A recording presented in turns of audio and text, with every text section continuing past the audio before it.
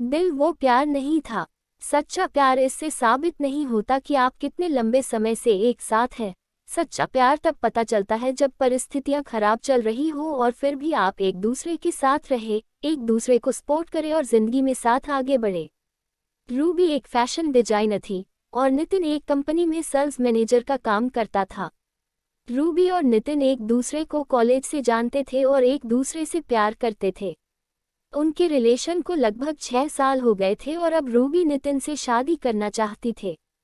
पिछले महीने नितिन का प्रमोशन हुआ था, तो इसी कारण उसे दूसरे शहर में शिफ्ट होना पड़ा था। जाने से पहले वो रूबी से मिला था। रूबी बहुत उदास थी कि अब वो दोनों मिल नहीं पाएंगे, लेकिन रूबी ने नितिन को कभी माना नहीं किया। जाने से वो चाहती थी नितिन अपने करियर में आगे बढ़े और यही सोचकर उसने खुशी खुशी नितिन को जाने दिया था। वो दोनों एक दूसरे को रोज फोन करते थे और घंटों बातें करते थे।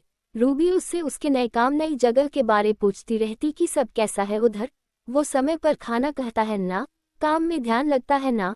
रूबी उसे उसका सब कुछ पूछती थी। 1 साल अच्छे से बीत गए थे, लेकिन फिर कुछ ऐसा होने लगा कि रूबी बहुत परेशान रहने लगी। नितिन ना तो खुद रूबी को फोन करता था और जब रूबी फोन करती थी तो ये बोलकर फोन रख देता था कि वो काम में व्यस्त है।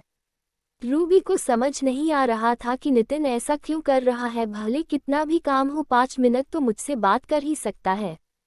1 महीना ऐसे ही चला गया। फिर रूबी थक कर नितिन को फोन करना छोड़ दी और नितिन तो अब उसे खुद से फोन करता ही नहीं था। कुछ दिन ऐसे ही बीत गए तो रूबी ने खुद फोन किया नितिन को। उसने फोन नहीं उठाया। रूबी ने उसे 4-5 बार फोन किया, फिर भी उसने फोन नहीं उठाया और ना ही उसने बाद में खुद रूबी को फोन किया। रूबी बहुत परेशान हो गई। वो सोचने लगी कि सच में नितिन काम में व्यस्त रहता है कि कुछ और बात है। कुछ दिनों बाद रूबी अपने काम से छुट्टी लेकर नितिन को बिना बताए उससे मिलने चली गई।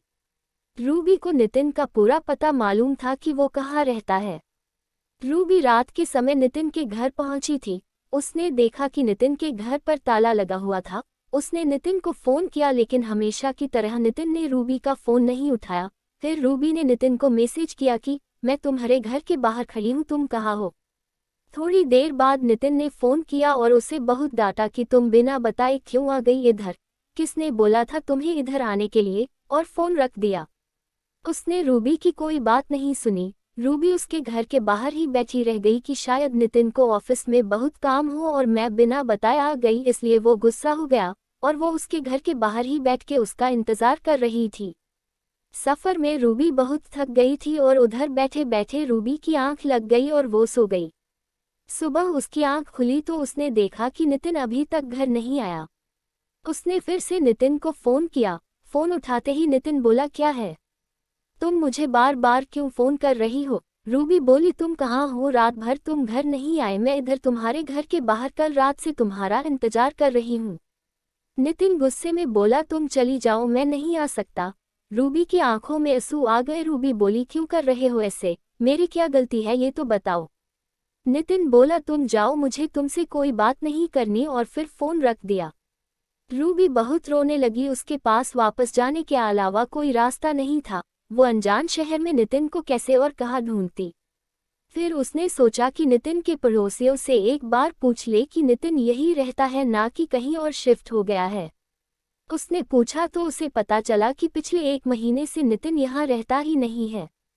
ये सुनकर उसे और बुरा लगा कि नितिन ने उसे कुछ नहीं बताया था कि वो कहीं और शिफ्ट हो गया है। पहले नहीं बताया था ठीक है, लेकिन अब जब मैं यहाँ आ गई हूँ फिर भी उसने कुछ नहीं बताया और ना ही मिलने आया। वो वहाँ से अपने घर लौट गई। वो बहुत बेचैन हो रही थी, नितिन ऐसा क्यों कर रहा है। वो नितिन को फ़ोन और मैसेज करती थी, लेकिन वो ना तो फ़ोन उठता और ना ही मैसेजेस का रिप्लाई करता था। कुछ 15 दिनों बाद नितिन का फ़ोन आया।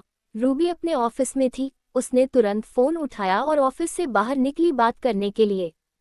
वो पूछने लगी कि नितिन, तुम्हें क्या हो गया है, तुम मेरे साथ ऐसा क्यों कर रहे हो मुझसे।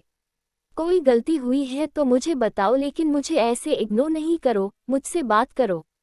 उधर से नितिन बोला, अब प्लीज़ तुम मुझे भूल जाओ, मैं किसी और से प्यार करता हूँ और उससे शादी करने वाला हूँ, और पिछले 1 महीने से उसके साथ ही रहता हूँ, इसलिए तुमसे मिलने नहीं आया था उस दिन। हो सके तो मुझे माफ़ कर देना, मैं अपना फ़ोन नंबर भी बदल रहा हूँ।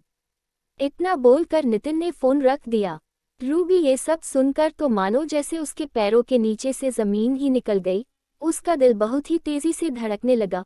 वो रोने लगी और सोचने लगी कैसे 6 साल का रिलेशन ऐसे कोई एक झटके में तोड़ सकता है। वो उसी वक्त ऑफिस से घर चली गई। वो बहुत रोई और फिर नितिन को फोन करने लगी कि नितिन ऐसे नहीं कर सकता, वो मुझे छोड़कर नहीं जा सकता। लेकिन जैसे नितिन ने कहा था कि वो अपना नंबर बदल रहा है, तो उसका फोन भी नहीं लगा। रूबी डिप्रेशन में चली गई थी। वो 15 दिनों तक ऑफिस नहीं गई। उस रोज ऑफिस से फोन आते थे। आखिर में उसके बॉस ने उसे बोल दिया कि ऐसे ही कुछ दिन और चला तो उसे अपनी नौकरी खोनी पड़ेगी। फिर कुछ दिनों बाद रूबी ऑफिस जाने लगी, लेकिन काम में उसका ध्यान नहीं रहता था। 5 महीने हो गए उस बात को। अब रूबी धीरे संभल रही थी। नितिन ने फिर कभी रूबी को फोन नहीं किया, ना रूबी ने फिर कभी उसे फोन किया।